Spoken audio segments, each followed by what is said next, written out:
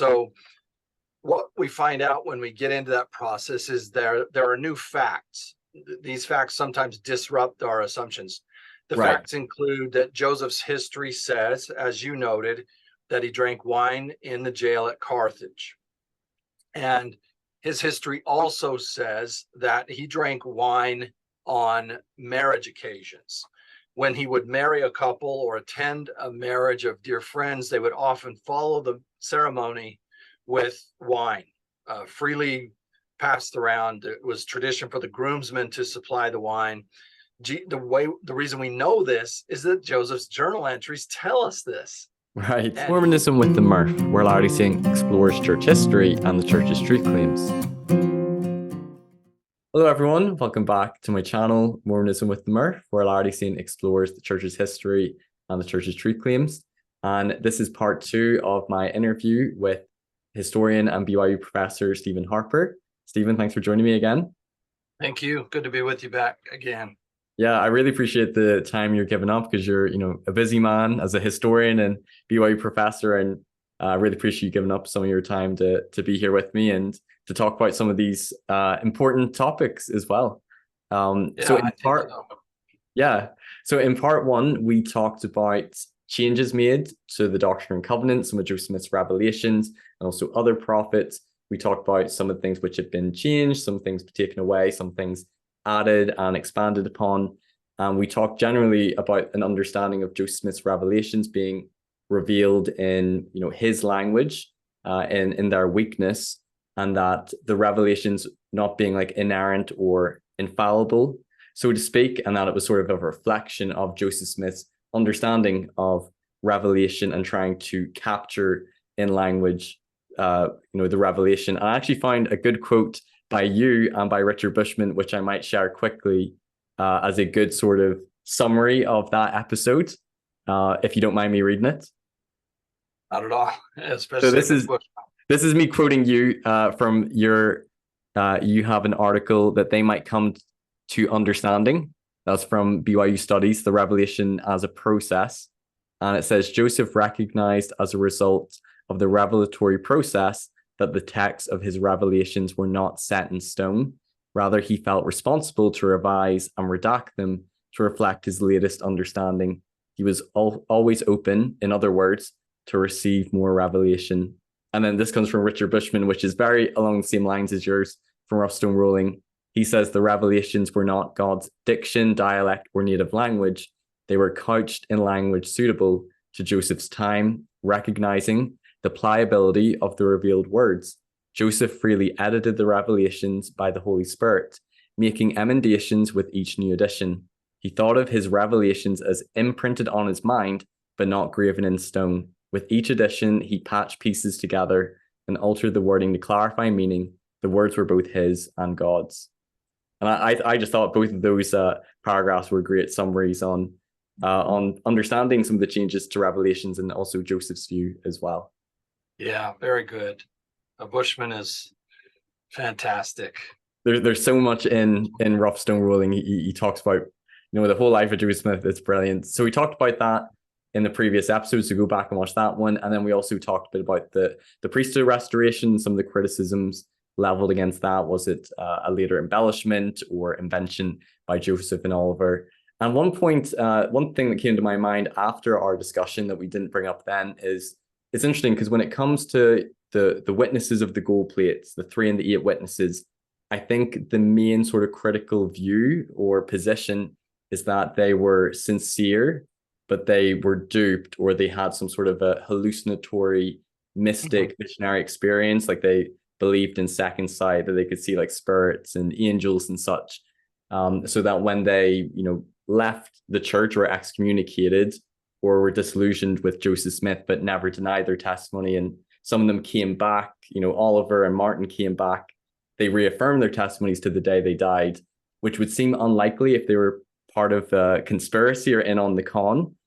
So most critics would say, well, they were probably just sincere, but they were dupes. But it's interesting that the argument's different when it comes to the Priesthood Restoration, because I think the main argument is that Oliver and Joseph, they invented this together. So it's not that it's impossible, but I find it one, it's a different argument, and I find it somewhat improbable for Oliver, after leaving the church, to come back, and he's reaffirming not just his testimony of the angel and the plates, but also of the priesthood restoration, laying on of hands by John the Baptist, Peter, James, and John.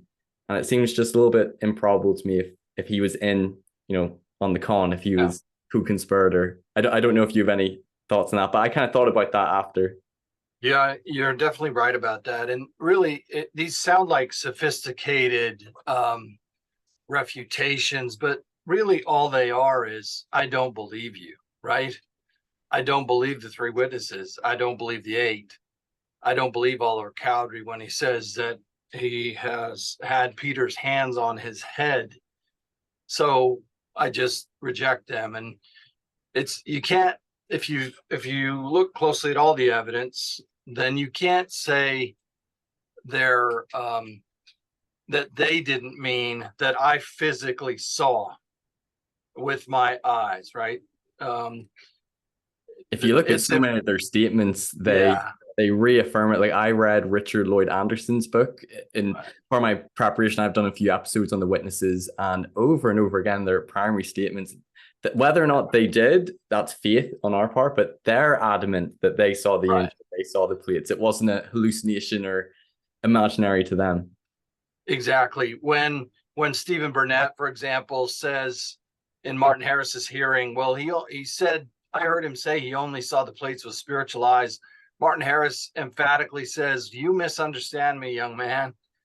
Don't think that I am not saying I saw plates. And David Whitmer did a very similar thing, right? A journalist interviewed him and wrote about him and said it's all just kind of in his head. And David then wrote his own booklet in response to that and said, you are misrepresenting me. So we can't pretend to be accurately representing what the witnesses meant if we say they really just only ever claimed a kind of metaphysical rather than a physical experience. That does injustice to their source material. Now, certainly people can say, well, I don't believe them. I don't believe they really saw the plates. Yeah. Okay, perfectly fine. But don't try to pretend that that's what they were saying, that they didn't really ever actually see them. The eight said, I hefted them. I saw the writing on them. I turned the pages, and they're emphatic about that. Yeah. Ann Taves is one she's one who doesn't believe their divine claims, but who realizes you can't just dismiss their witness. You have to take it seriously. And so she has argued a case for actual physical plates that Joseph makes himself, believing he's been divinely led to do so. And that's how she accounts for the evidence of the physical, what Terrell Givens calls the artifactual reality of the Book of Mormon artifacts. Yeah, it's quite indisputed. There's definitely plates, for sure. There's so many statements from so many witnesses, both friendly and unfriendly, or faithful and unfaithful. And I think the point I was making was, it's interesting because most critics would say, okay, it must have been some sort of a hallucinatory experience, because it doesn't seem like all of them could have been in on the con. So Oliver in that case would have been a sincere believer, but duped or hallucinated. But when it comes to priesthood restoration, they're not arguing that he's a sincere dupe, but that he was in on the con or inventing this with Joseph, which is a different sort of argument they're making. It doesn't quite work, especially a good chunk of the evidence for Oliver and priesthood restoration is not public-facing evidence. It's not him conspiring to lead a gullible public astray. It's him writing private notes or letters. Most emphatically, he writes to Phineas Young. Phineas is I remember that letter. He's really tried to stay with Oliver when Oliver feels sort of betrayed or disrespected by the main body of the church. Phineas keeps up their relationship and their correspondence, and well into that, Oliver writes him a letter, a beautiful letter, and says, look, I know I've been hypersensitive, but you would too if you had stood in the presence of Peter, right? That's not a piece of evidence that Oliver is calculating to use to con people. It's a private letter that he has no intention of anyone ever seeing. It's not the kind of thing that you do if you're in on a conspiracy to claim that you've been ordained by an angel. That's a good point. And the similar to, him reaffirming until his deathbed that he saw the angel in the plates. He reaffirmed about the Priesthood Restoration and, being visited by John the Baptist, Peter, James, and John, and the laying on of hands. So go back, people, and watch part 1 if you want to listen more to our discussion about changes made to the Doctrine and Covenants, Inducements, Revelations, and the Priesthood Restoration. But this episode, we're going to be focusing more on the Word of Wisdom, the context for the revelation, and the implementation of the practice, it going from not a strict commandment, but more counsel or advice, sort of practice in moderation, to then later becoming a strict commandment. And then we're going to talk a little bit about the law of consecration as well. And you've done a lot of work on both of these. You've written books and articles in both the Word of Wisdom and the law of consecration. So you'll have a lot of great insights and also understanding of the history. So I think this will be a really great episode. I hope so. But don't let you down. Okay, well, why don't we start with the Word of Wisdom? So it's in section 89 of the Doctrine and Covenants. Could you talk a little about the context for the receiving of the revelation? You bet. Many people know the story that Brigham Young told quite a bit later in his life about when in the School of the Prophets held at the Whitney's store in Kirtland, Ohio, the brethren would come together and they would smoke tobacco and chew tobacco. They'd spit it around the room. They'd fill the rooms with smoke. And Emma was disgusted at this, having to clean it up. So she complained, and Joseph sought and received the revelation on the Word of Wisdom. So Brigham Young, it's fine to know that piece of evidence, but it's not a good idea to think that that's the only contributing factor here, right? It's probably not even in the top few most important factors. Brigham was not there. That's not a personal experience or memory. It's something he must have heard from others. And maybe it's certainly offered at a time in Brigham's life when he and Emma are at some odds a little. So it kind of paints Emma as this whining, nagging wife, complaining in a way. Right. Yeah. So I don't discount it, but I also don't overstate it. It's really not the most important thing to consider when thinking about the revelation. Some of the most important things about it are the uncertainty. We sometimes think that Joseph and his associates and countrymen and so forth, families, they know and understand what we know and understand about alcohol, tobacco, etc. And they don't. As one of Joseph's neighbors, as he was growing up, put it, everyone drank them days. And they did. One historian called it the alcoholic republic. They consumed alcohol in Joseph's time and place at a rate that is shocking. That's very, very high, even for today's many colleges, many college communities. The students binge drink often, and even their consumption rates are not over some of the places and times and consumption rates of alcohol in what Professor Rohrabaugh called the alcoholic republic. So almost everyone drinks beer, which is a mild barley drink. This is something that people, let me just back up to say, I'll say it this way. The Temple Recommend questions now ask this version of the Word of Wisdom question. They say, do you understand and obey the Word of Wisdom? And my sense is very, very few of us understand the Word of Wisdom. So I'll try to. Well, hopefully gonna this will try. be a good episode to have more understanding of the revelation itself, I also hope so. understanding of how we live the word of wisdom today. And I think understanding the history, because I know I didn't learn about sort of the context or the implementation of the word of wisdom until after my mission. I think it's good for people to be aware about some of these things as well. I think so too. And there's even Latter-day Saints who will assume they do know and understand the word of wisdom because they know that it wasn't given as a commandment initially, but over time it became one and so forth. But even that is a very shallow understanding of what is happening. So we need to know what the revelation meant to originally. What was its original intent? What did it mean to them there then? What was its reception history? What has been its transmission history, from them down to us?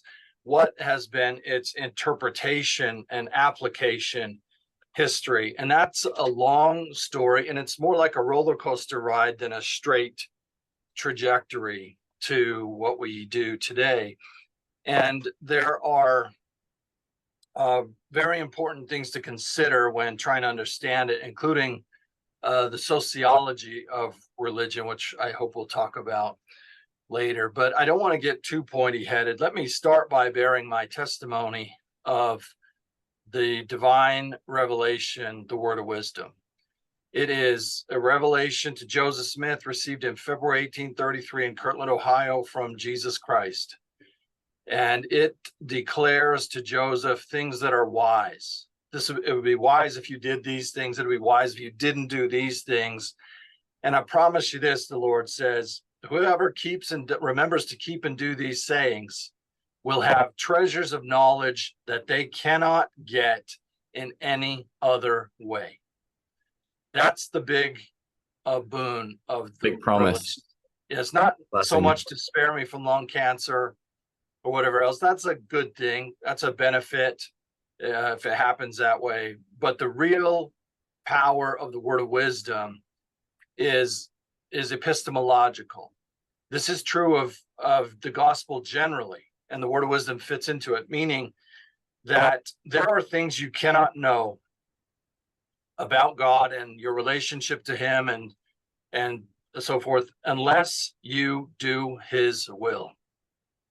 Unless you exercise the agency he gave to you to act independently of him, to choose to do his will, to keep his commandments, there's a knowledge gained in that is impossible to gain from books or from podcasts or whatever else.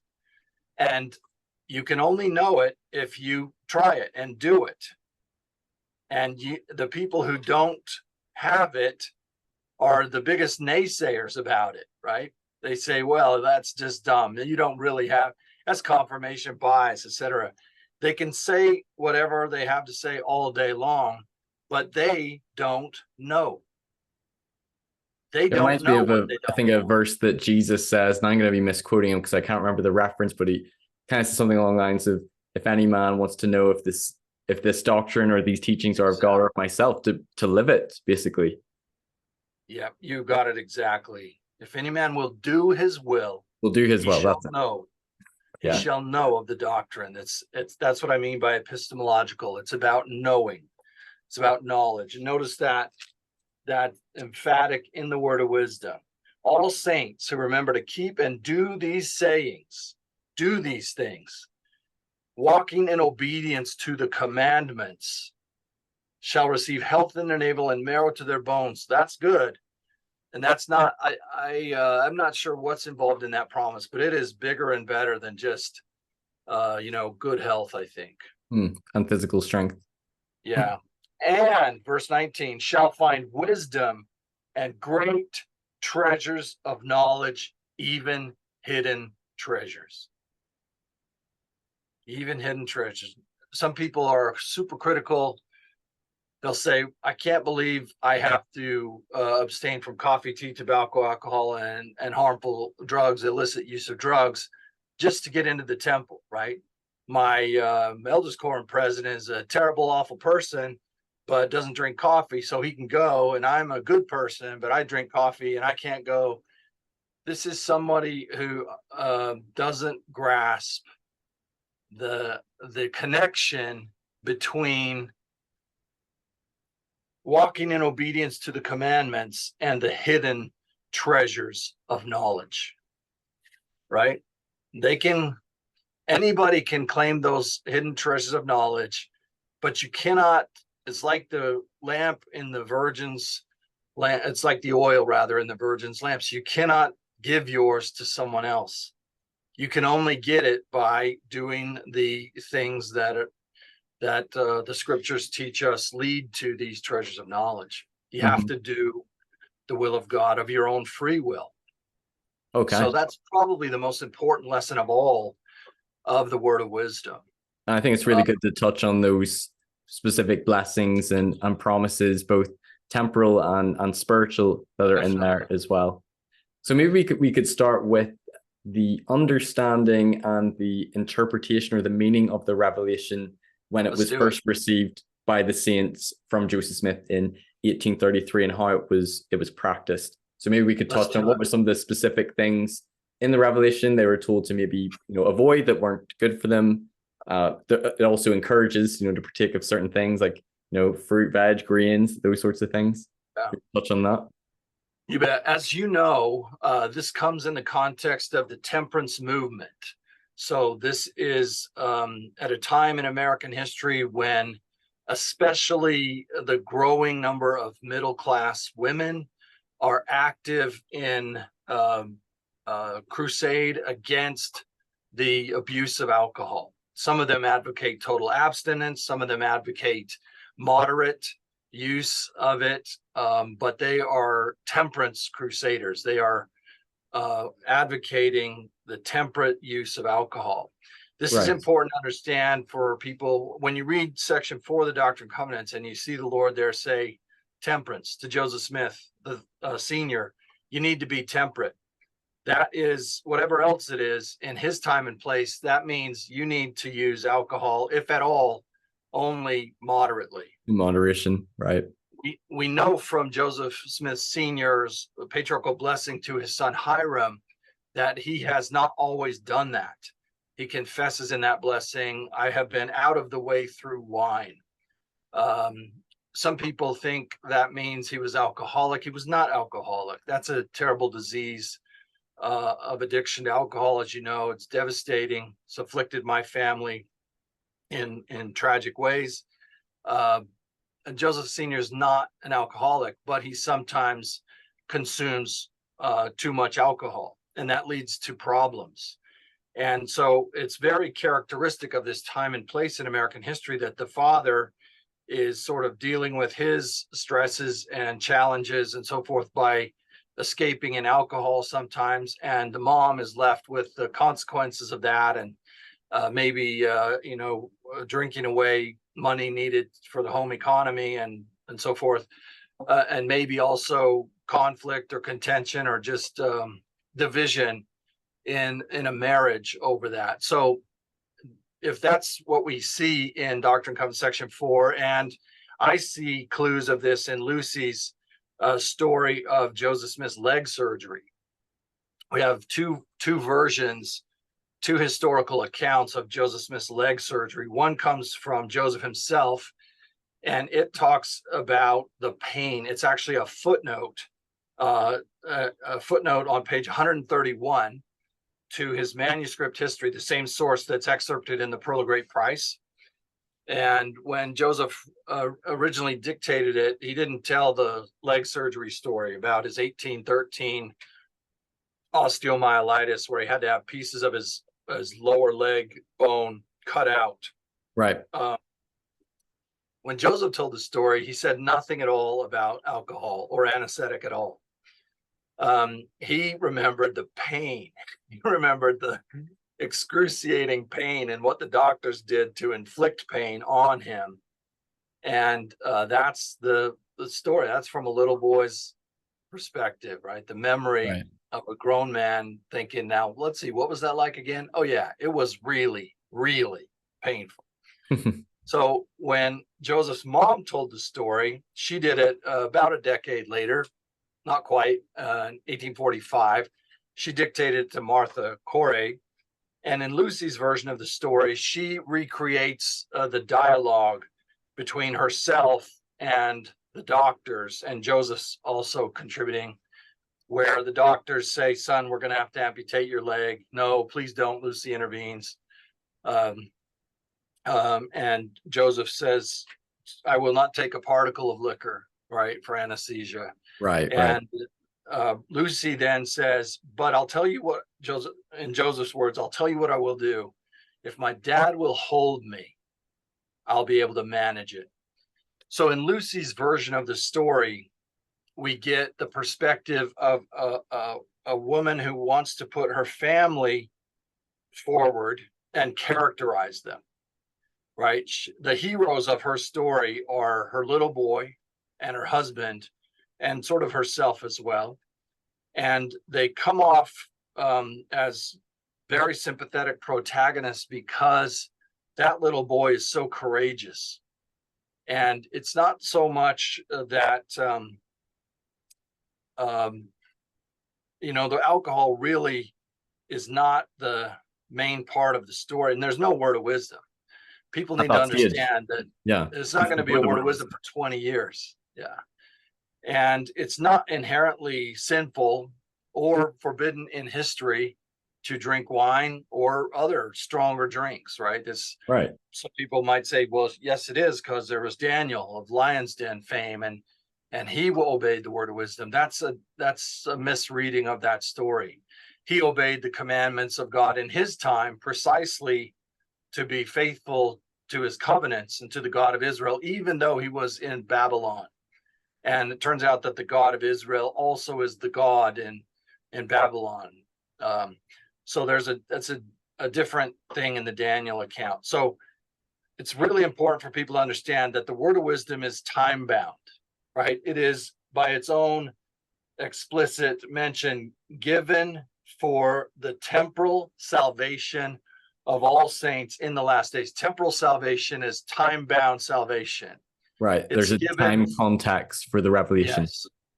Yeah, this is a revelation about the latter days. It's a revelation about your times. It's a forewarning about evils and designs that do and will exist in the hearts of conspiring men in the last days.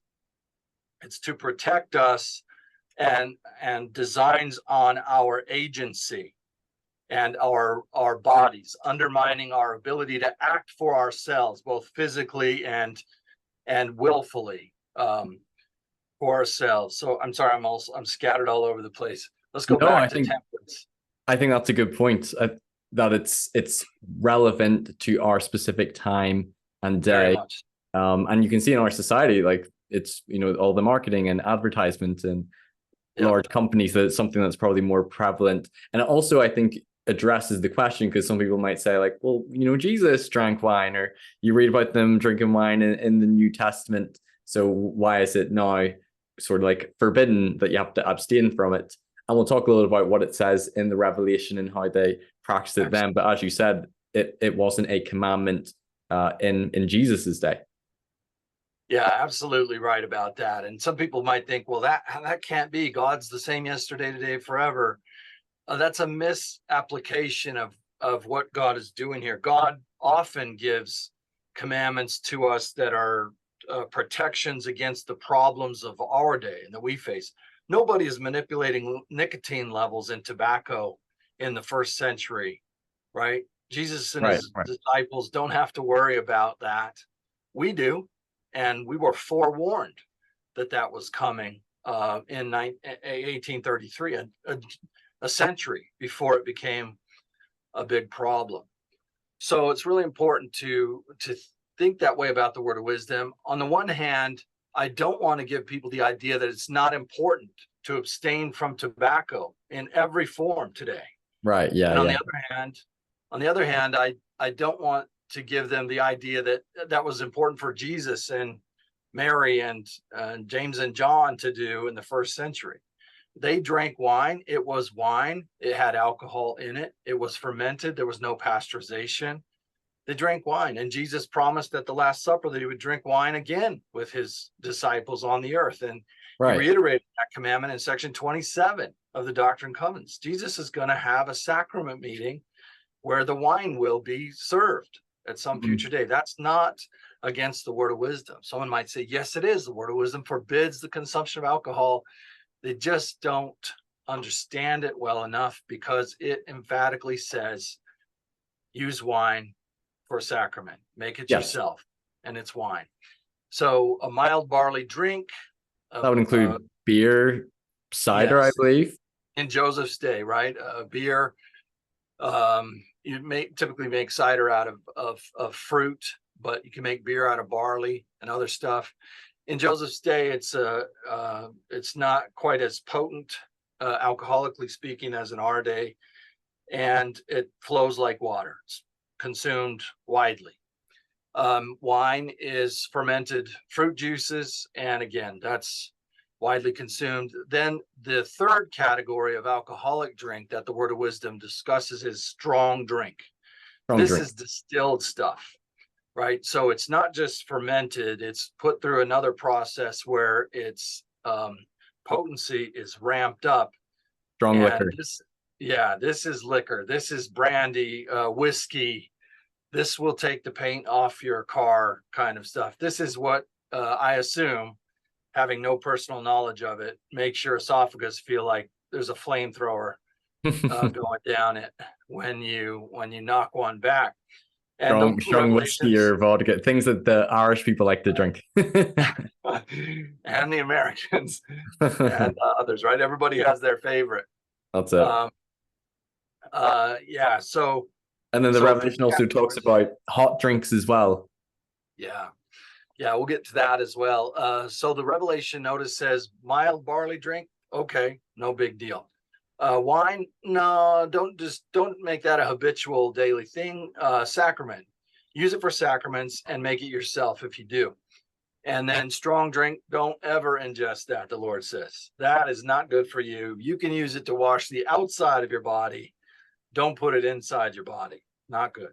So it's a nuanced explanation, right? That they would have understood well, because they're very familiar with these different kinds and qualities of alcoholic drinks, but that many of us, including myself, have no real experience with. And so they go maybe over my head when I read the Word of Wisdom. Hot drinks, right? It says hot drinks, don't drink that. And there was some dispute about that. By 1842, Hiram Smith clarifies coffee and tea are the hot drinks. And years so later, like what is meant by hot drinks? I think Brigham Young as well clarifies it, that that's what they were commonly drinking as hot drinks at that time. So that's what the Revelation meant. Right, exactly. Brigham Young will say, well, what did we drink, right? What were the hot drinks we drank? It was a little frustrating to him that people wanted to get pharisaical about what temperature does something become a hot drink, and what he was frustrated about that. And he said, guys, when the Lord forbade us to drink hot drinks, what were the hot drinks we were drinking? Coffee and tea.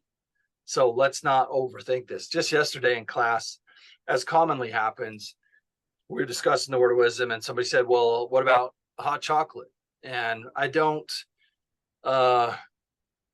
really care very much. I don't think the Lord wants to get clinical about the list of thou shalts and thou shalt nots. I think if we do that with the Word of Wisdom, we are missing the point. Mm-hmm. This is a revelation to enhance and empower us. It's a revelation to maximize our agency, not one to circumscribe it.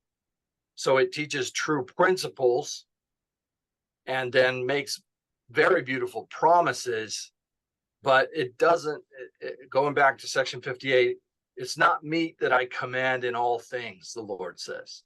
Right. If I have to tell you exactly how much ice cream you can eat in one sitting, I don't want to do that. I think we hear the Lord saying, and we need to govern ourselves wisely and well based on the good and true principles that are in the word of wisdom and that come out of good practice, right? Best practices, best scientific advances and health practices and so forth. And I think we would be wise to not let our strength in that area become our weakness, as President Oakes has taught us.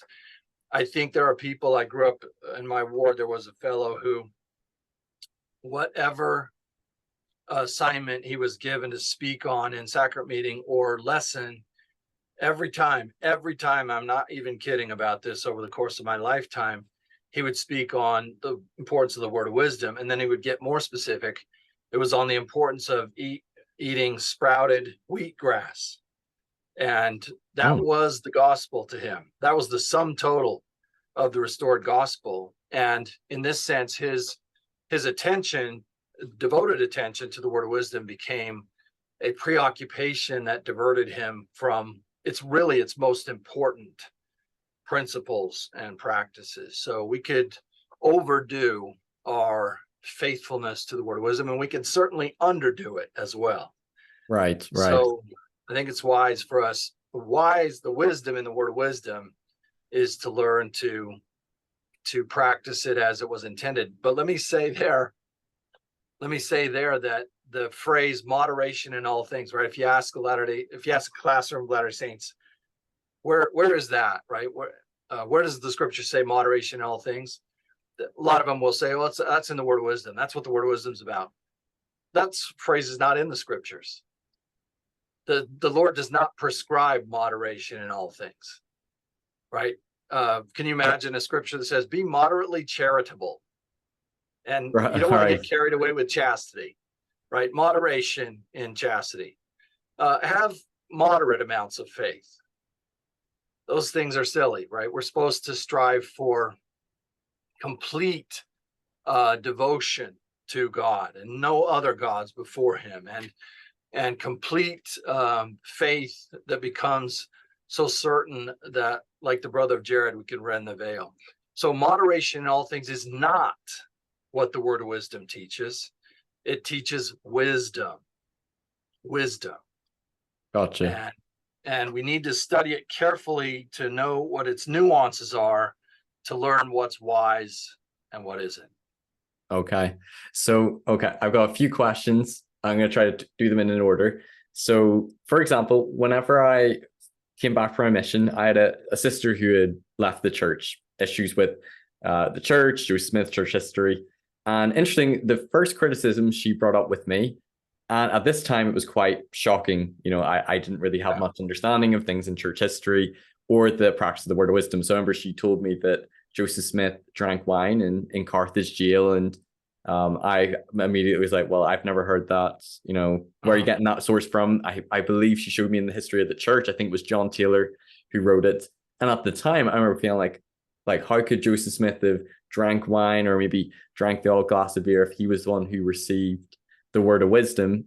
And maybe you could respond to that. But it was interesting, as I reread even the Revelation closely, it says not by way of strict commandment or constraint, I think is the wording, but word of wisdom.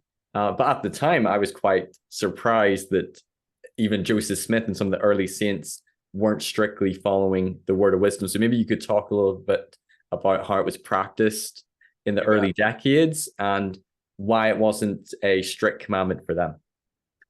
Yeah, your experience is actually quite common. It's not unusual at all for Latter-day Saints about that time in their life to go through this very common process of having believed in things that are true, simple truths, and mixed with ideals, and not discerning the difference, right? So and some things were just either traditions, or like I had this assumption that the word of wisdom as we practice today, that's how it was revealed and practiced from the beginning. And if I had just very closely read the Revelation, I would have realized that, it's not actually saying here that it's a strict commandment in the Revelation. You're exactly right about that. That's my experience too. And that's why I decided I was going to start carefully reading the Revelations. Yeah. Because that first awareness that what I thought I absolutely knew was just an assumption on my part. And so now I'm going to say, I got to do better at knowing. I can't just assume that I know stuff. So I'm going to actually read these revelations and learn what their original intent was and their context was. So your experience is very much like many, many others, and you've done it well in that you have not been satisfied just to default from one set of assumptions to go swing wildly to another one. You've said instead, I want to know. I want to dig in and know what they mean. So what we find out when we get into that process is there are new facts. These facts sometimes disrupt our assumptions. The Right. facts include that Joseph's history says, as you noted, that he drank wine in the jail at Carthage. And his history also says that he drank wine on marriage occasions. When he would marry a couple or attend a marriage of dear friends, they would often follow the ceremony with wine, freely passed around. It was tradition for the groomsmen to supply the wine. The reason we know this is that Joseph's journal entries tell us this. Right. And he enjoys it. He's not trying to hide it. He's very open about it. Yeah. We made ourselves merry with the fruit of the vine. He cites John chapter 4, where Jesus turned water into wine for a wedding. And he says, we are delighted to patronize all the institutions of heaven. He says, I'm being like Jesus by having wine at a wedding. And if you said that is so contrary to the word of wisdom, he might come back and say, are you sure? Doesn't it say to have wine on sacramental occasions? And he might say to us, you and I might think sacrament is when you use the little plastic cup on a Sunday and the pieces of bread broken up. That's all sacrament is. Well, that is maybe a 21st century Latter-day Saint closed-in view, but historically speaking, that's not all that sacrament means. And Elder Holland has given a beautiful talk in a variety of ways about sacraments, souls and symbols and sacraments. And we would do well to bring a wider understanding of what sacrament means to our reading of the Word of Wisdom. Maybe, in other words, we are ignorant of what it means, and Joseph wasn't. It's possible that he understood it better than we do. That doesn't seem not only seems possible to me, that seems certain to me. He knew what this revelation meant better than I do, unless I do the work to learn what it meant to him there then, and what it has come to mean over time to us here now. Unless I put in all that work, I am foolish to tell Joseph Smith that he didn't understand or obey the word of wisdom. So we can keep going on that, right? His history says that he drank while during the time he was translating the Book of Mormon, and that Martin Harris was critical of him for it. And Joseph doesn't deny that, and he didn't think he was off the rails like Martin might have thought he was, but he realized, yeah, maybe I was overdoing it. His neighbors, when they were interviewed about it, said, yeah, Joseph Sr. and Joseph Jr. drank, but everyone drank them days. Right. They were quite no common. more different than the rest. And then he said, I've never seen them drunk. So we, again, are time bound, and our assumptions color our understanding of the word of wisdom. And we need to escape our narrow place in history and have a longer view of what the revelation meant.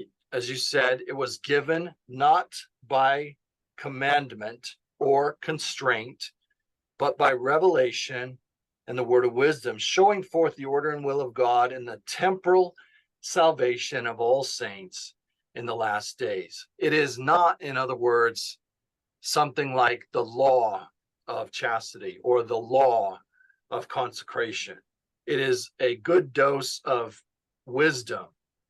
If you want to preserve your agency, this is how you'll think about alcohol and other stuff, tobacco.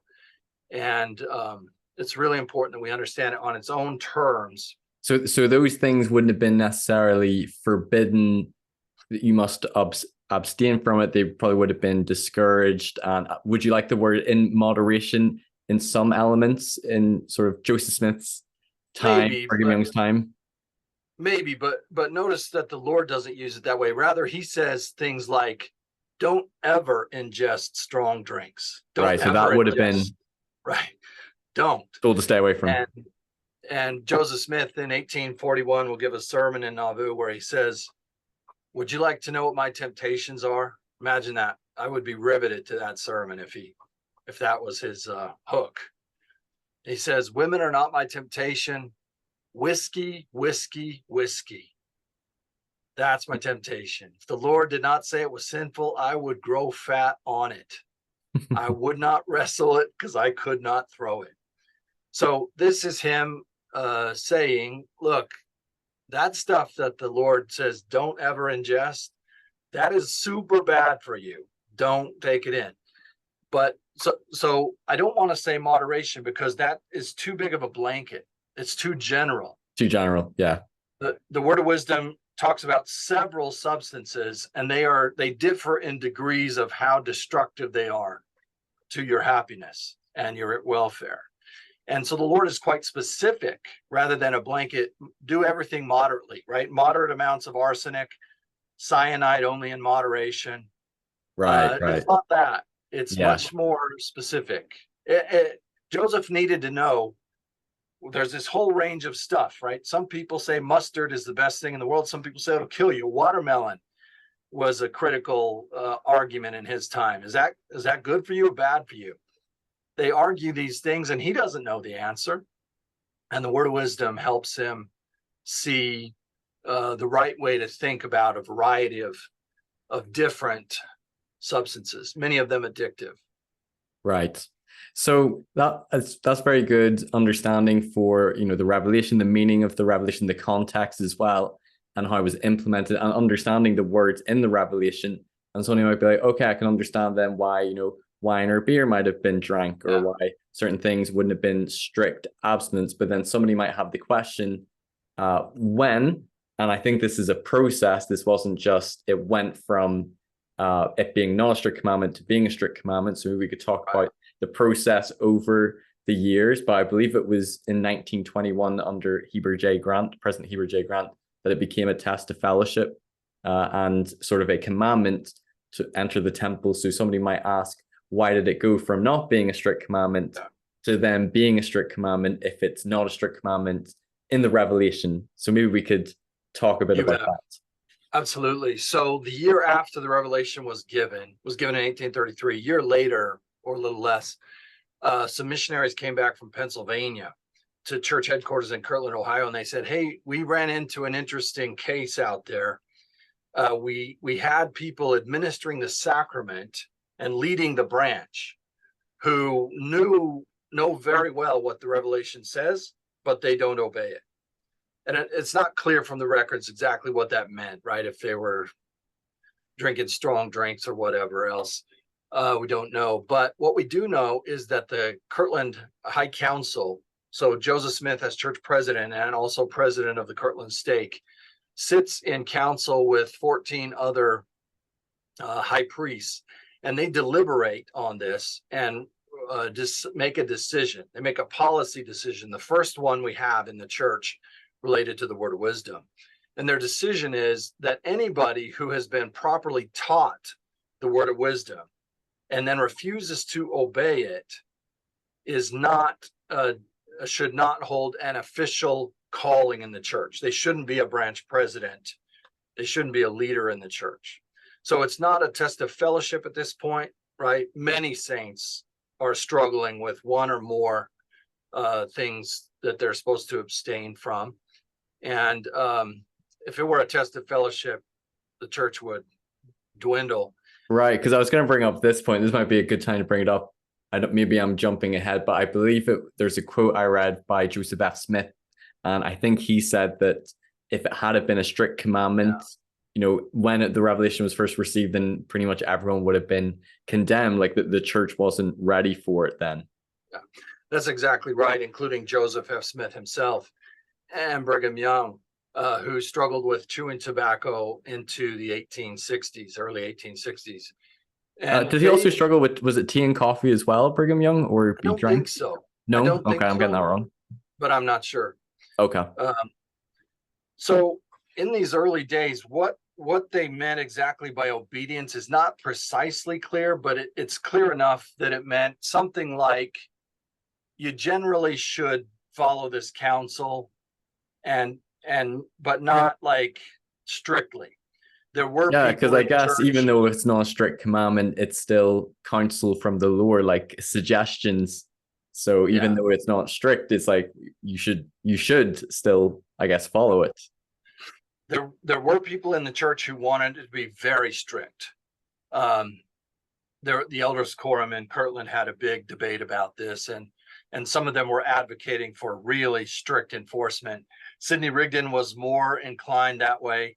Joseph Smith is not inclined that way. He doesn't himself push for real strict adherence, and he doesn't, um, you know, well, he does what he later says in Nauvoo. He teaches the correct principles, and he lets the saints govern themselves. Yes, And yeah, I like that you quote. you can come to the Kirtland Temple if you're still smoking tobacco or chewing tobacco. Okay, so that, interestingly, that decision, that policy decision from 1834 has been consistent for the entire history of the church. So we might think, no way, it cannot possibly be that a person who's been taught the word of wisdom properly and who chooses not to abide by it is not generally called to a leadership position in the church. People might say, well, there's J. Golden Kimball and a whole bunch of others who I know didn't obey the word of wisdom. And that's where that word obey is where the change has mostly happened over time. So the policy is consistent, but what it means to obey has fluctuated over time. Right. When the saints came west, nobody was very worried about the word of wisdom. They were worried about surviving and getting over the plains and over the Rocky Mountains. Their wagons and their hand carts were loaded with as much coffee and tea as they could get in them. Certainly, there was alcohol, tobacco. Later in Utah, when the demand for tobacco was more than you would guess it would be among Latter-day Saints, Brigham Young urged the saints to grow it themselves so they wouldn't have to send money out of the territory, right? They made their own wine. And so for a long time, it was not the most important thing, right? Right. Establishing Zion in the Great Basin and spreading, lengthening her cords and strengthening her stakes was. And along the way, Heber Kimball would say, our missionaries at least really ought to obey the word of wisdom, and they ought to do better. And the church leaders would remind themselves and the church generally, okay, let's do better. In 1851, Brigham Young called for a sustaining vote from all the saints, right? Who will obey the word of wisdom henceforth? They all raise their hand, and he and the rest of them struggle along. It'll be another decade before he finally says to them, guys, I've done it. I've finally done it. I've kicked my tobacco habit. And he's lighthearted about it. He realizes this is a process for them and a struggle, and that like him, many of the saints have habits that are not healthy, not necessarily good for them, but also are not inherently evil, right? I grew up with the Right. mistaken assumption that my next door neighbors were inherently evil because they smoked cigarettes. Yeah. There's nothing in the word of wisdom to equate axe murder with smoking cigarettes, but I thought that was pretty much the same thing. Smoking cigarettes is not good because it's bad for you. It hurts your body, hurts your soul, therefore, and it robs you of your God-given agency. These are the reasons why God doesn't want us to be slaves to these substances or any other. In conference, in his wonderful talk, President Nelson taught us that God doesn't want us to be slaves to anything, because then we tend to rely on them instead of on him. Before God, right. Right. So it's not a matter of evil. It's a matter of getting in the way of our relationship with God. And we need to understand the word of wisdom that way. It's common for saints to equate disobeying the word of wisdom with committing adultery or something. These are not the same. But the substance itself is inherently evil. Right. To struggle with the tobacco habit is not to be displeasing to God. That's really important for people to understand. Okay.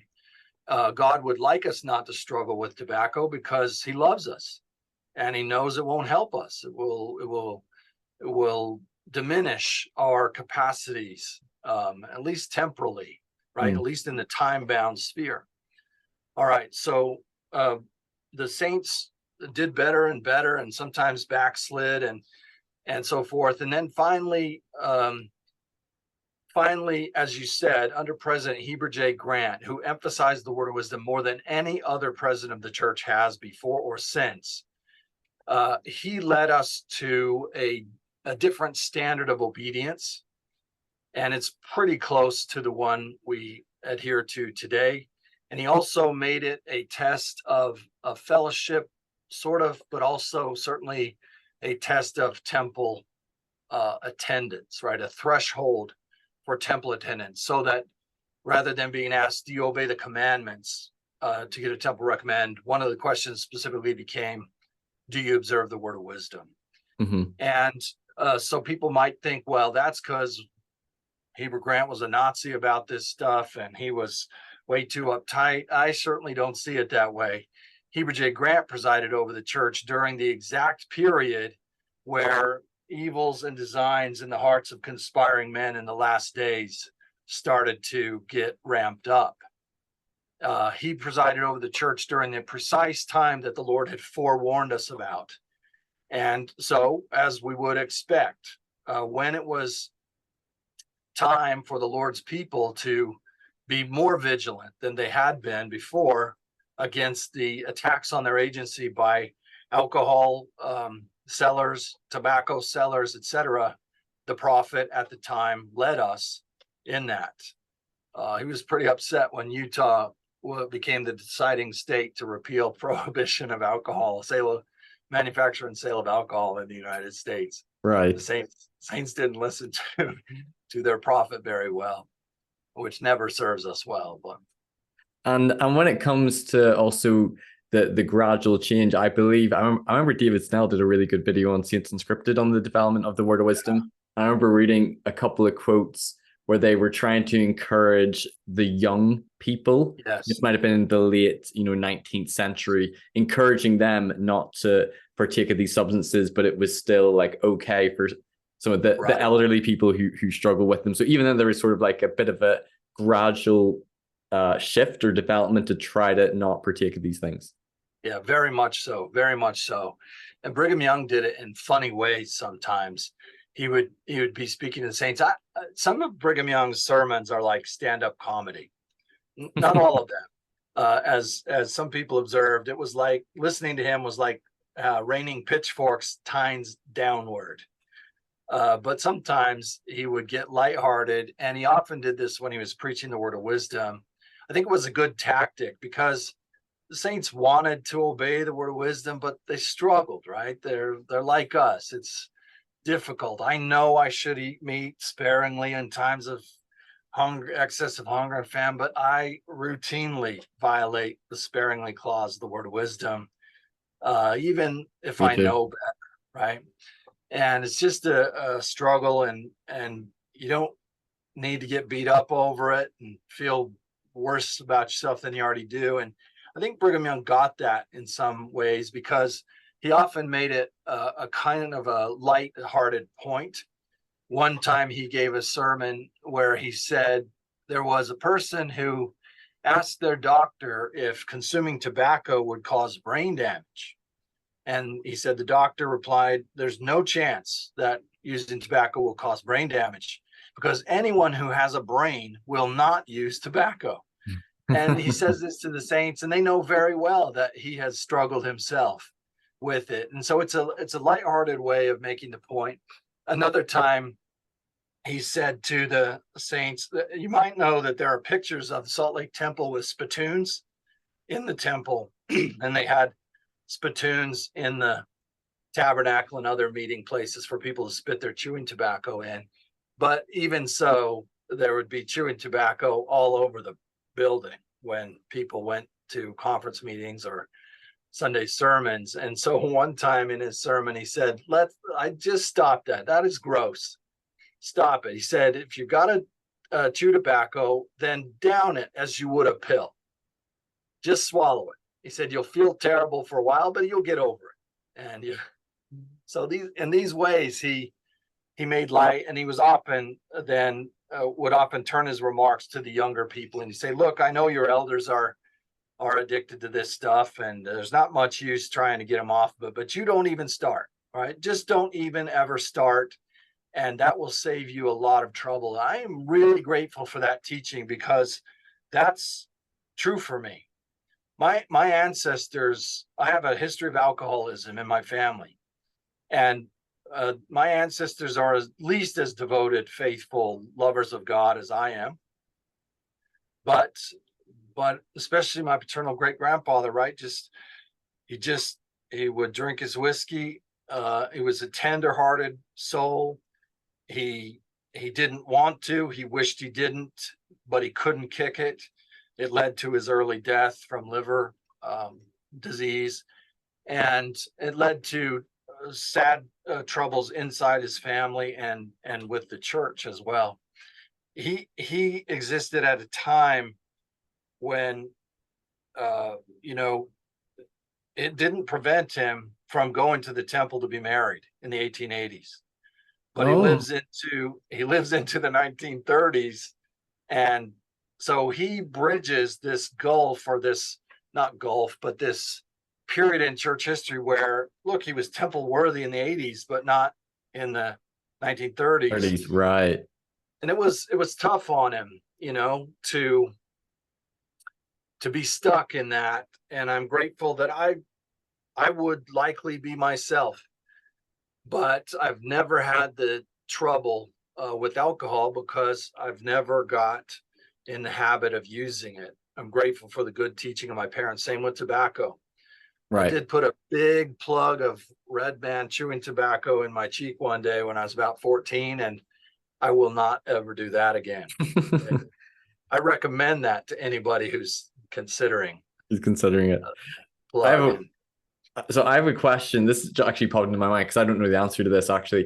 In 1921, when it became a test of fellowship, so sort of like a commandment for the saints to follow in order to enter the temple, what did obeying the word of wisdom mean then? Was it obeying the word of wisdom as it sort of is in the Revelation, or was it similar to us, like no alcohol, no tea, coffee, smoking, drugs? Could you touch on that? Yeah, it would have meant no consumption of alcohol. And by 1906 or so, we had stopped using wine for sacrament and shifted entirely to water. So it would have been no alcohol, no coffee, tea, no tobacco. And, there was not an expectation that you are consuming enough milligrams of herbs in the season thereof, and no sub questions about, are you getting enough fruits and vegetables and so forth. So are you eating meat sparingly enough? Right. Yeah, exactly right. Lorenzo Snow and others, they thought, don't eat meat, don't obey the word of wisdom in the full, but that never caught on among most of the saints. So from the time it was a sort of a, do you obey it? There's a minimal understanding of what that means. And it's just a few of the proscriptions, meaning don't do these things. There's never been a standard sense of what the prescriptions are, right? Do you do the things it tells you to do? So it's a minimal standard that we ask for baptism into the church and admission into the temple. And that in those days was alcohol, coffee, tea, tobacco. And today it includes illicit drug use. even though that's not in the Word of Wisdom. I remember listening, it's about 15 when President Hinckley gave his terrific general conference talk where he says, I know it's not in there, but it also says don't jump off an overpass or into an empty swimming pool. Don't dive into an empty swimming pool. And he was trying to make this same point that there's a principle in the Word of Wisdom. The people who don't like to internalize the principle sometimes cope with that by wanting a long list of thou shalts and thou shalt nots. And the prophets and the Lord himself are not inclined to do that. They're inclined to minimize the list of what not to do or what to do, and then to teach us use wisdom and internalize the principle that your soul and your spirit and your body is your soul. It's God-given. He endowed it with agency. It's very precious. Don't do anything to undermine that gift, those gifts. So I hope that's helpful. Okay, that's really helpful. So a couple of questions, just sort of like in wrapping up. So when it comes to specifically hot drinks, I've also wondered this. I've had people ask me questions about it. So the interpretation we talked about before is tea and coffee. Yeah. And, growing up in the church, and I'm sure you've heard this as well, I've heard different explanations for why it's tea and coffee. Some people will say, well, it's the caffeine. And there are some members who are like, we don't even drink Coke in our home because caffeine's against the Word of Wisdom. I don't believe that was ever the teaching of the church. I believe there's some sort of a declaration where they said, we're not specifically against, it's just tea and coffee. But then somebody might be like, well, it says hot drinks in the Revelation. So what about like iced tea, or what about cold coffee? Do you have any thoughts on that? I do have some thoughts. One thought is I am not interested in assuming that I have any knowledge or authority in giving people a list of what they ought to do or what they can and can't do. I'm kind of the same, because like, for example, I won't say who it is, but someone close in my life who's a believing active member drinks iced tea, and I don't tell them you shouldn't be drinking that or you should. I sort of let them, if they feel okay with it. I don't feel like it's my place to correct them on it. Right. We teach correct principles and we govern ourselves. And but for myself, for my own self, I want to receive the blessings. I want the hidden knowledge that comes from walking in obedience. Right? Let me see exactly the words. All saints who remember to keep and do these things, walking in obedience to the commandments, find wisdom and great treasures of knowledge, even hidden treasures. That promise is so desirable to me that I want to abide by the word of wisdom in the spirit of it, right? In the principle of it. So this is how it personally works out in my life. And I'm for what it's worth, right? I don't claim to know how anybody else should apply the word of wisdom. I've been working at applying it to myself. As I said earlier, I don't do it perfectly. I don't. And I don't pretend to, but I don't myself drink caffeinated drinks much. I do occasionally, usually in social situations, but I don't do it habitually. And I don't even drink soda. What do you call soda on the other side of the pond? We just call it fizzy drinks here. Fizzy drinks, right? Well, that's quite healthy. I try to avoid it during the week. Monday to Friday, I try to just drink water or juice. I try to stay away from it.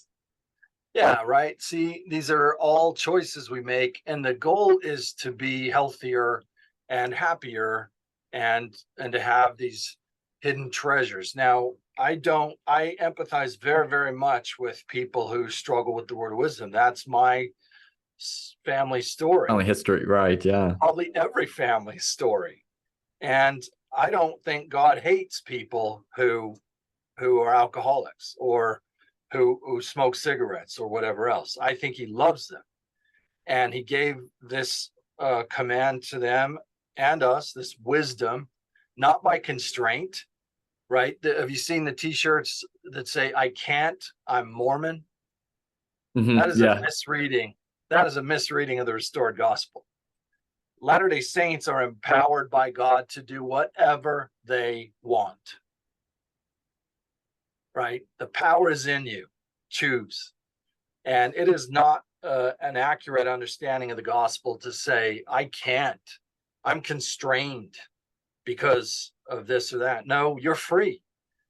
Well, yeah, but there's a lot of social pressure in the church to obey the word of wisdom, right? And there's an immense amount of social pressure not to obey the word of wisdom, right? The pressures don't constrain you one way or the other. They make you free. You and I get to pick. And there's a lot of pressure to pick alcohol, drugs, tobacco, coffee, tea. Right, there's a Starbucks now here in Provo that students walk past on their way to campus. And I would guess more than a few think, oh, wow, I really could really use a stout beverage right now before I go listen to Brother Harper drone on. So there's a lot of pressure, and the pressures make us free to choose for ourselves. And the word of wisdom empowers us by giving us knowledge. It tells us what are some of the things that would do us bad, and what are some of the things that would do us good. It's very much like the Lord saying, if you eat the fruit on the tree of knowledge of good and evil, this is what will happen. If you eat the tree, the fruit of this tree, this is what will happen. It's not him putting you in handcuffs and jailing you so you can't have an iced tea.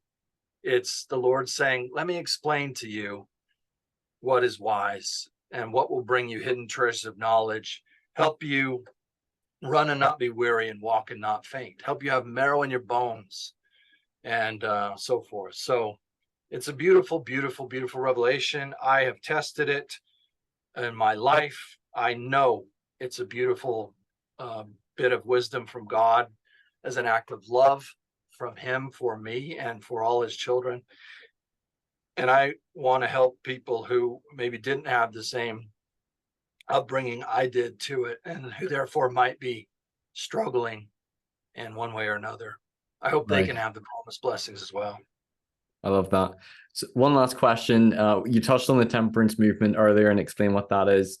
Some people might feel learning about that these temperance movements were happening, discouraging, promoting either abstinence or moderation of alcohol.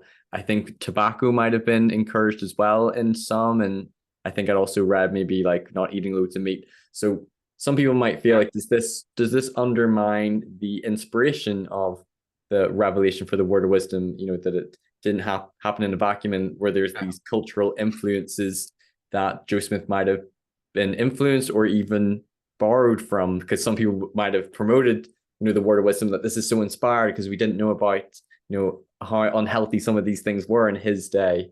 But then someone might say like, oh, well, was he just taken and being influenced by, the temperance movement? What would you say to that? Yeah, that's a great question. That argument, that way of thinking, that rationale would be based on an assumption. It would be based on the assumption that a real revelation from God doesn't have any sort of cultural circumstances. It doesn't have any determinants in the air. There's nothing comes, like you said, in a vacuum. I don't know of any revelation where that's the case. Revelations come because we need them because of our circumstances. Revelation always comes to us because of the world in which we live, right? And the revelations are adapted to help us navigate the circumstances we're in. The revelation did not simply confirm one way of thinking about alcohol or tobacco or the other stuff at all. Not at all. At the time, every one of these things was disputed. There wasn't a consensus on alcohol or tobacco. Tobacco was sometimes prescribed for asthma, for heaven's sake. And so Joseph is confused, and the saints are confused. They don't know. It's like today, right? You could find somebody willing to tell you whatever you want to know about herbs, and they're positive and they'll help you this way. Wine is good for you, right? You can find somebody willing to tell you anything you want to hear, and they're usually selling something. And that's the environment Joseph Smith was in, his own version of it, and he didn't know, so he asked and received. And the word of wisdom did not simply match one script. It picks and chooses and gives different, sometimes understandings than Joseph's culture would have had. So we should not assume that revelations are given just because we have questions that are dictated by our time and place. That's an unsound assumption. It does not follow. It's a non sequitur. Right. And I think as well, whenever I did some research on the temperance movement, this is me going back nearly a year now on my channel, but I think that some of them encouraged the drinking of tea and coffee to replace alcohol, if I'm remembering correctly. And that wouldn't be the same as the word of wisdom. So it's not necessarily that, yes, he might have been influenced by it. It could have been something in the air with other things for going to the Lord, but it's not necessarily a plagiarism or a copy and paste, so to speak. Yeah, exactly right. Yeah. Okay. So this is one last question on the word of wisdom, then we're going to talk about the law of consecration. Somebody might feel that when it comes to the word of wisdom and, you have to, live the commandment in order to get, say, a temple recommend, they might feel like, well, what's so wrong about, say, I drink the occasional cup of tea or the occasional cup of coffee or the occasional drink of alcohol, but I'm not, I don't struggle with it. I have good control of a healthy lifestyle. And there might be, Joe Blogs over here who might be abstaining from those things, but he might be having a more unhealthy lifestyle. Maybe he's drinking loads of energy drinks, which wouldn't be good for your health, or eating, fast food every day, that sort of thing. And somebody might say, like, why is it, if I were to partake of some of these substances, even like in moderation, feeling like it's healthy, why can't I go to the temple? Do you have any thoughts on that? And maybe that's them trying to find, a loophole, but I think it's also a genuine question. Sure. I think so too. It seems like there's some arbitrariness to the minimal requirement of abstaining from alcohol, coffee, tea, tobacco, and illicit drug use, right? Why not red meat? Why not excessive calories, right? In his last General Conference talk, President Nelson said, even food, right, can be one of these things that rob us. Can be addictive. Yeah. So I don't think we're going to see added to the list more things. I think the prophets will keep it minimal. And I think they will do what they have often done, which is to emphasize the principles and the promises. President Nelson is big on highlighting for us promises, right? He makes promises that the Lord has made to us and emphasizes them. For example, if you'll make a regular habit of joyfully attending the temple, you'll have blessings in your life that you can't have in any other way. If you'll use the Savior's name as intended, you'll have blessings you can't have in any other way. Well, that's what the word of wisdom says and does. So right. I think the prophets will continue to try to keep it minimal. I do not know why we've decided those 5 things and not others. Every person needs to answer for their own self and their own conscience that question, do you understand and obey the word of wisdom? Your bishops are not instructed to give you a long list, right? Right. Exactly how much ice cream have you consumed this week? Have you ever had tea? And how recently? They're supposed to ask you, do you understand and obey the word of wisdom? And you and I have to answer that question in good conscience, right? If I were to start vaping or something, I couldn't answer it in good conscience. Right. Now, I don't, like I said, I do not do the prescriptions of the word of wisdom very well. And I break the meat sparingly only in times of excessive hunger and so forth. I break that too. And I've been able to stomach that. The level of dissonance that happens in me is tolerable. Whereas if I were to start vaping, it would get intolerable. So there's some personal responsibility and accountability to how you practice it and your own consciences and understanding. And I think you would probably also agree with, it's not so much trying to think, well, how much could we get away with, or trying to find loopholes. That's maybe missing the point of the principle and the promise.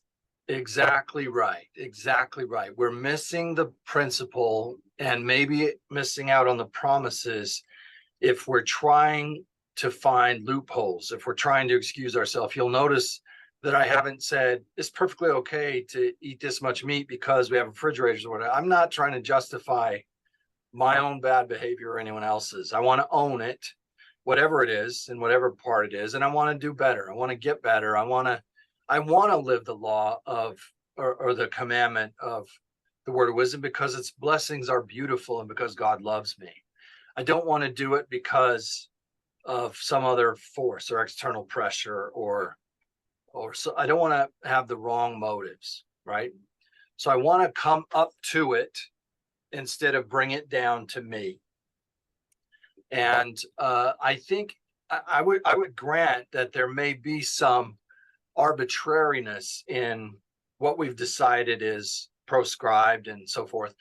If so, that doesn't mean it's not inspired or that it doesn't serve a very, very, very important function. And in this way of thinking of it, we turn to sociology of religion, which teaches us that religions, in order to thrive, need to have the right recipe of demandingness on their followers. And part of that happens when you have to really stretch and you have to pay a price to be a member, right? It has to be costly. I don't mean in dollars and cents necessarily, but it has to be as a sacrifice. It has to be a sacrifice. And in the 19th century, a big part of that for Latter-day Saints was belonging to a church that practiced plural marriage. Even if you didn't yourself practice it, like Reed Smoot, it was a high cost to belong to that faith. Well, notice that as the word of wisdom as plural marriage goes away, that's precisely when the word of wisdom ramps up. Well, that's interesting. That's a good point. And the word of wisdom today functions for us probably as our most publicly visible boundary maintenance. It does the work of saying, if you adhere to this, you are in the esoteric club that has access to the hidden treasures of knowledge. And if you don't, you can't. Kind of like the lamb's blood on the door, so to speak, because you do stand out as a person when you're like, no, I don't drink tea or coffee, or I don't drink alcohol. Especially in my country, people look at you like you got two heads. Yeah, you bet. That's the work it does. And people might think, well, that's the dumbest thing I've ever heard, but it's really quite crucial to religions to strike the right balance, and that balance will change because culture changes and society changes. So it moves in relationship to the movement of the surrounding society, which you might think, well, that means the word of wisdom is entirely arbitrary and capricious. But I don't think that's the right way to think about it. It is actually quite calculated to put us outside of the mainstream, but not so far outside, right? You're only looked at like you have two heads, not four heads, right? It could be worse. Yeah, it could be worse. We could be so far outside that nobody would relate to us at all. But now when you say, no, thank you, I don't drink. Now there's he looks like a normal enough person. This is curious. Maybe I'll ask what's going on here. You're close enough to society to be in the world, but far enough to be not of that world. And so the prophets will monitor that. And I don't know that they think about it in exactly this way. This is the way a sociologist of religion would explain it. But what they're doing is keeping us related to the world so we can be in, but not of. And that's why it might seem like the word of wisdom is is an arbitrary thing, but it's important that it be right where it is. That's awesome. Well, Stephen Harper, I think this has been a really good discussion about the word of wisdom, understanding the context of the revelation, the history, the implementation of the practice, and understanding some of the blessings and promises as well. We were going to talk about the law of consecration. I'm going to make a decision. I think this has been long enough for this episode, so I'm going to stop the recording. If you've enjoyed this video, give it a like, share and subscribe with other people. I'm also going to put a link in the description for your book on the word of wisdom, which I would like to read as well. To dive a little bit deeper, I believe it is called The Word of Wisdom, Setting the Record Straight. Is that correct? That's right, yeah. And I think I'll also link David Snell's videos that he's done since Unscripted, because I think they're actually he does very good research, but particularly on, I thought The Word of Wisdom, I thought was very good in a concise 6-minute video if you can't be bothered to listen to this long episode. No doubt. David is doing really great work. Really great. His Grace and Priesthood one is fantastic as well. Yes, I think you said that's one of his favorites. Yeah, he's brilliant. You guys look alike. Are you related? People say that. No, we're not related. But whenever he interviewed me on Saints Unscripted, and I've also interviewed him on my channel, somebody said that we look like twins, which I take as a compliment. You bet. Two smart guys. He is. And we'll see you on the next part when we talk about the law of consecration. Take care, everyone. Bye-bye. Thanks, everyone, for watching this episode. If you've enjoyed it, please give it a like, share it with others who might benefit, and don't forget to subscribe so you don't miss any future content. You can also listen to these episodes on podcast form on Anchor or Spotify, and you can follow me on Facebook, Instagram, and TikTok. Check out my website for more content, personal blog, and more. And if you care to donate to support me, you can via my PayPal or Patreon or through the website. And you can also give donations via YouTube through Super Chats. Thanks for watching Mormonism with the Murph. Take care. Bye-bye.